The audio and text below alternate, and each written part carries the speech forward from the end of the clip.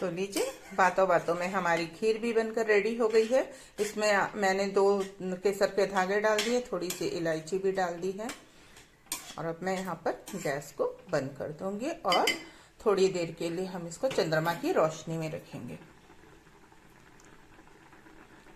तो आप भी बनाइए खीर, और शरद पूर्णिमा की ढेर सारी बधाइयाँ आपको भी। आप सबको कोजागिरी यानी कि शरद पूर्णिमा की ढेर सारी बधाइयाँ, ढेर सारी शुभकामनाएं। हर साल में एक बार शरद पूर्णिमा का जो दिन आता है वो खास, वैसे तो हर महीने पूर्णिमा आती है, लेकिन केवल शरद पूर्णिमा ही इतनी खास क्यों होती है?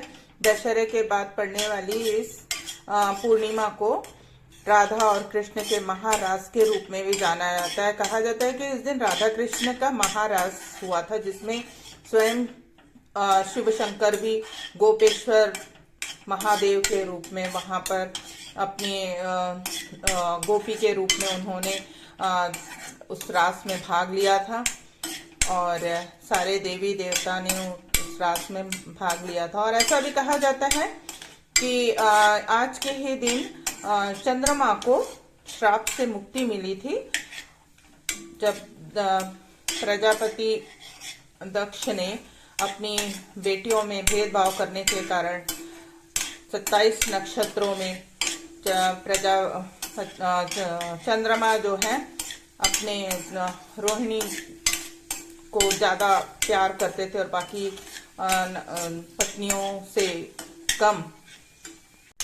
तो कहते हैं कि पिता दक्ष ने अपनी बेटियों में भेदभाव करने के कारण चंद्रमा को श्राप दिया था, और उन 16 कलाओं से युक्त रहने वाले चंद्रमा जो है क्षीण होते जा रहे थे। ये अमावस्या और पूर्णिमा उसी का परिणाम है। तो अपने श्राप से मुक्ति के लिए उन्होंने सोमनाथ महादेव की स्थापना की और उनकी पूजा की, व्रत किया, उपवास किया, तब उन्हें आज के ही दिन इस श्राप से मुक्ति मिली थी।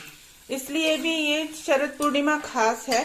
और कहते हैं आज के दिन जब वो पूर्णतः स्वस्थ हो गए तो अपनी 16 कलाओं से युक्त पूर्ण यौवन रूप में, पूर्णतः प्रसन्न चित्त आज के ही दिन वो दिखाई देते हैं।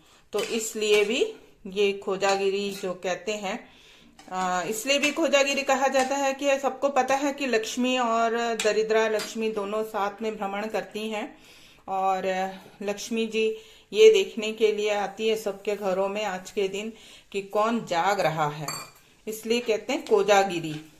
तो ये कोजागिरी का पर्व भी आज के दिन मनाया जाता है। इस दिन खीर बनाकर चंद्रमा की रोशनी में रखी जाती है, और ये चंद्रमा की जो रोशनी है कहते हैं उसमें उस चंद्रमा की शीतलता के साथ साथ अमृत भी से हमें प्राप्त होता है, और वह अमृत जो कई तरह की बीमारियों से हमें बचाता है, स्वास्थ्य लाभ के लिए अच्छा होता है। इसलिए साल में एक बार जो ये शरद पूर्णिमा आती है, इस दिन हमें खीर बनाकर चंद्रमा की रोशनी में रखना चाहिए 2-3 घंटे के लिए, और उसके बाद घर परिवार के सारे लोगों को आपस में बांटकर इसे प्रसाद स्वरूप ग्रहण करना चाहिए।